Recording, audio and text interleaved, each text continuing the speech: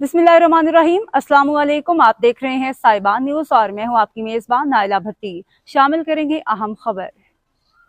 सियालकोट अरकान सूबाई असेंबली मोहम्मद मंशा भट्ट और फैसल इकराम चौधरी ने कहा है कि वज़ीर आला पंजाब मरियम नवाज की तमाम तर तवज्जो नौजवानों की तरबियत और तालीम पर मरकूज है और इस सिलसिले में हुकूमत पंजाब तमाम तर वसाइल मुहैया कर रही है।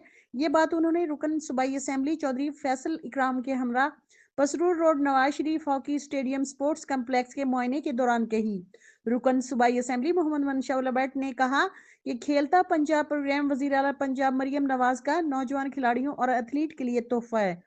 उन्होंने कहा कि स्पोर्ट्स कम्प्लेक्स और हॉकी स्टेडियम और फुटबॉल ग्राउंड की बहाली के लिए स्पोर्ट्स डिपार्टमेंट के मकामी हुकाम को मिसिंग सहूलियात की रिपोर्ट बनाने की हिदायत की ताकि वज़ीर आला पंजाब से मंसूबे की तकमील के लिए मतलूबा फंड्स का मुतालबा किया जा सके।